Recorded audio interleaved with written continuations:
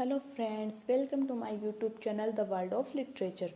Friends, आज का हमारा टॉपिक है कुबला खान, जिसे एस.टी. कॉलरेज ने लिखा था और ये जो पोइम है वो 1816 में पब्लिश हुई थी।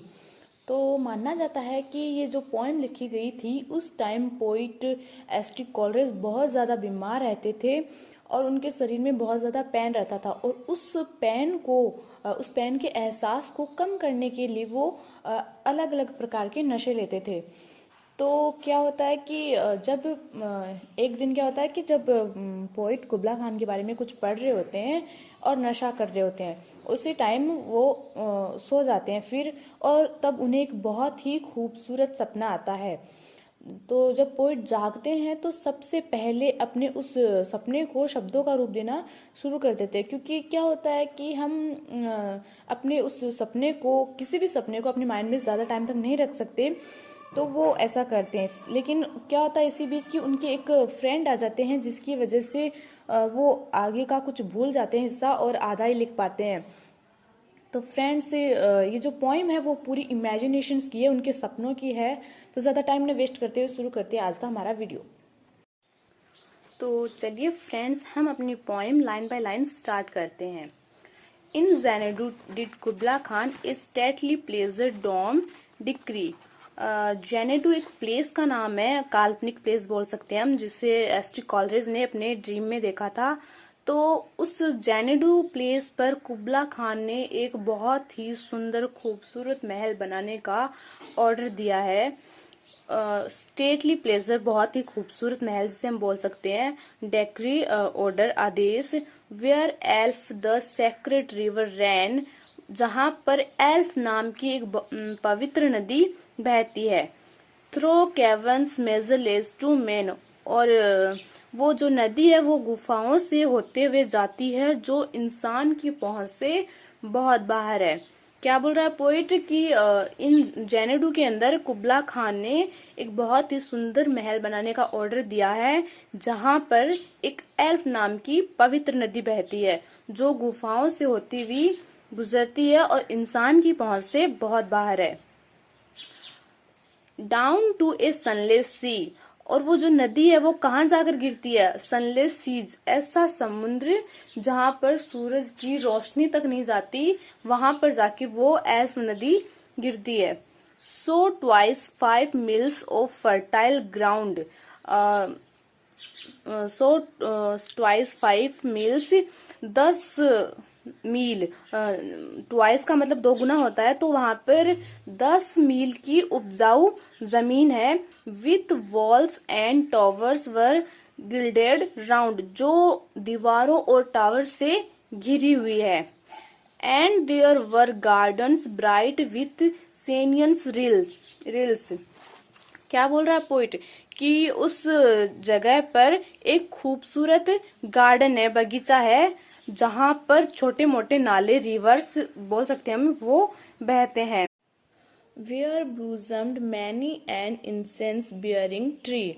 क्या बोल रहा पोइट कि वहां पर वो खुशबूदार पेड़ भी फल फूल रहे हैं, मतलब ग्रोथ कर रहे हैं, फल फूल रहे हैं।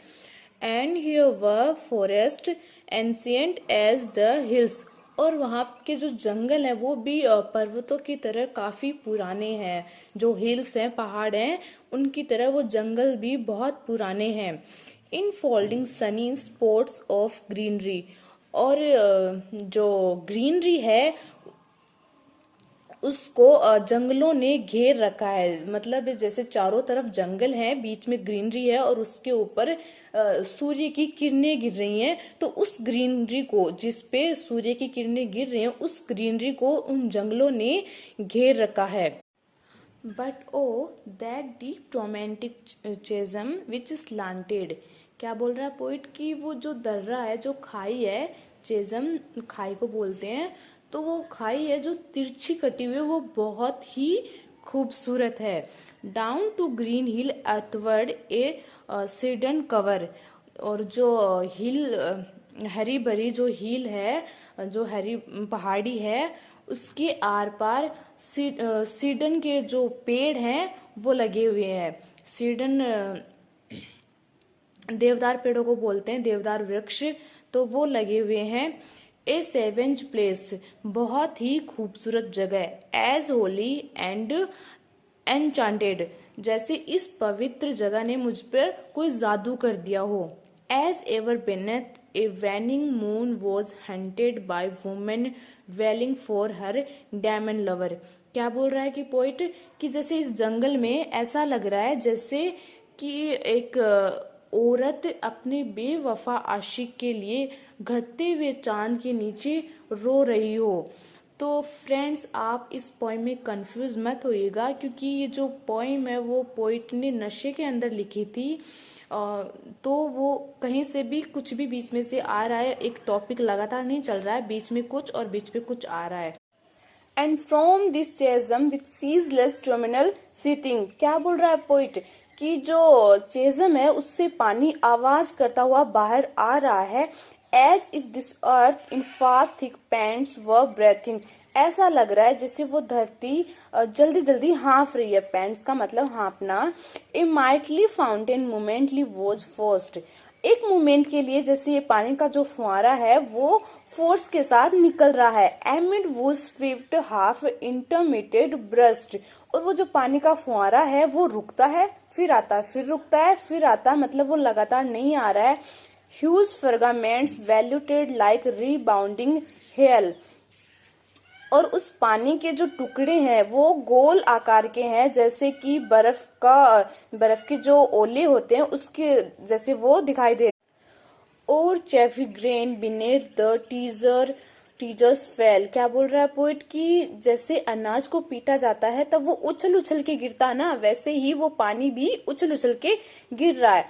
And mid this dancing rock at once and ever it flung up momently the sacred river, और वो जो सेक्रेड रिवर, वो जो पवित्र नदी है, वो इन डांसिंग रॉक के बीच में एक मोमेंट के लिए फूट पड़ती है। 5 miles meandering with a mazy motion, क्या बोल रहा है पोइट, कि 5 मील्स तक, 5 मील तक ये जो रिवर है वो चक्कर खाती हुई जा रही है। Through wood and dale the sacred river ran, ये जो पवित्र नदी है वो जंगलों और घाटियों से बहती है। Then reached the caverns measureless to man, क्या बोल रहा है पोइट, कि वो जो सेक्रेट रिवर है वो जंगलों से और घाटियों से बहती हुई आती है और फिर केवन्स तक पहुंच जाती है, जो इंसान की पहुंच से दूर है। And sank in tumult to a lifeless ocean, और फिर वो आवाज करती हुई लाइफलेस ओशन में जाकर डूब जाती है। And mid this tumult Kubla Khan heard from far ancestral voices prophesying war, और फिर इन सब के बीच में जो कुबला खान है वो अपने पूर्वजों की आवाज सुनता है, उसे आवाज सुनाई देती है कि उसके पूर्वज जैसे भविष्यवाणी कर रहे हो, ऐसे बोल रहे हैं कि ये जो तुम्हारा महल है, तुम इस आलीशान महल में आराम करने के लिए नहीं बने हो, तुम्हें आने वाले युद्धों के लिए तैयार होना है। ऐसा जैसे उसके पूर्वज है वो भविष्यवाणी कर रहे हैं। The shadow of the dome of pleasure floated midway on the waves, क्या बोल रहे हैं पोइट, कि इस महल की, इस खूबसूरत महल की जो शेडो है वो ऐसे लग रहा है जैसे लहरों के ऊपर बहती हुई दिखाई दे रही हो, उस पानी के ऊपर उस महल की इमेज दिखाई दे रही हो। Where was heard a mingled measure from the fountain and the caves, ऐसा लग रहा है जैसे उस फुआरे और गुफाओं की मिली जुली आवाज सुनाई दे रही है। It was a miracle of rare device, क्या बोल रहा है पोइट, कि ये तो एक जैसे करिश्मा हो गया, क्योंकि फुआरे और जो गुफाएं हैं उनकी मिली जुली आवाज वहां से आ रही है, तो ये तो एक करिश्मा हो गया। Pleasure dome with caves of ice, क्या बोल रहे पोइट, कि इस महल में छत के ऊपर एक तरफ तो धूप पड़ रही है और दूसरी तरफ जो उसके कमरे हैं वो बहुत ही ठंडे हैं। केव्स यहाँ पे कमरों के लिए बोला गया है। A damsel with a dulcimer in a vision once I saw, अब पोइट क्या बोल रहा है कि मैंने उस सपने में एक लड़की को देखा, डैमसल यानी एक नौजवान लड़की जिसकी शादी नहीं हुई होती है, तो एक लड़की को देखा जिसने डल्सिमर उनको ले रखा था, डल्सिमर बजा रही थी। डल्सिमर एक म्यूजिकल इंस्ट्रूमेंट होता है, तो उसके साथ उन्होंने सपने में उस लड़की को देखा। इट वॉज एन अबिशियन मैड, वो अबिशियन थी, मतलब अबिशियन एक प्लेस का नाम है, वो वहाँ की रहने वाली थी। And on her dulcimer she played, और वो अपना जो म्यूजिकल इंस्ट्रूमेंट है वो बजा रही थी। सिंगिंग ऑफ माउंट अबोरा, जो माउंट अबोरा के बारे में गा रही थी। फ्रेंड्स, माउंट अबोरा भी एक प्लेस का ही नाम है जिसके बारे में वो अपने गाने के अंदर बता रही थी। Could I revive with me her symphony and song, क्या बोल रहा है पोइट कि काश उसके उस गाने को मैं फिर से रिवाइव कर सकूं, याद कर सकूं, सुन सकूं। To such a deep delight toward with me that with music loud and long I would build that dome in air, that sunny dome those caves of ice. क्या बोल रहा है पोइट कि अगर उसके गाने को मैं फिर से महसूस कर सकूं, जो उसका सॉन्ग था वो बहुत ही डीप डिलाइट था जिसने मुझे जीत लिया था। उसका जो सॉन्ग था वो बहुत ही लाउड और लॉन्ग था। अगर उस गाने को फिर से एक्सपीरियंस कर सकूं तो कुबला खान के उस महल को तो मैं हवा में ही बना दूं।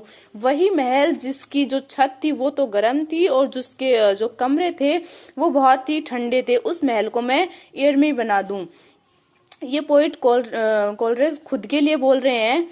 And all who heard should see them there, and all should cry beware, beware. His flashing eyes, his floating hair, wave a circle round him thrice, and close your eyes with holy dread, for he on honey dew hath fed and drunk the milk of paradise.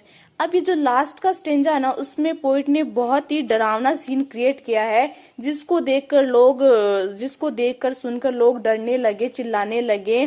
Beware beware, सावधान सावधान। उसकी चमकती हुई आंखें, उसके लहराते हुए बाल, अगर उससे आपको बचना है तो आपको कुछ रिचुअल सिस्टम्स करने होंगे जिसके लिए आपको सर्कल बनाना होगा 3 बार। तो ये जो लास्ट की लाइन है वो पता नहीं है, कंफर्म नहीं है कि ये पोइट ने किसके लिए बोली गई है, लेकिन कुछ स्कॉलर्स का मान रहा है कि पोइट ने ये खुद के लिए बोला है। जैसे कि जो लास्ट की 2 लाइनें हैं, for he on honey dew hath fed and drunk the milk of paradise, कि मैंने ना ये पोइम जो है वो नशे में लिखी है, तभी मैं इतनी अच्छी इमेजिनेशन कर पाया, इतनी अच्छी पोइम को लिख पाया, इतने खूबसूरत प्लेस को क्रिएट कर पाया। तो वो जो मैंने है वो नशे में लिखी है। और बाकी इस लास्ट की लाइनों का पता नहीं है कि ये बोली किसके बारे में है, किसके बारे में बता रहा है। और इस पोइम में ना कोई थीम है, ना कोई इसका मोरल है। ये जो पोइम है वो पूरी इमेजिनेशंस की है। तो हो गई हमारी पोइम। आई होप आपको समझ में आई होगी। Thank you friends. अगर पोइम अच्छी लगे तो लाइक कीजिएगा, कमेंट कीजिएगा, शेयर कीजिएगा और मेरे चैनल को सब्सक्राइब जरूर कीजिएगा। Thank you friends, bye bye, take care.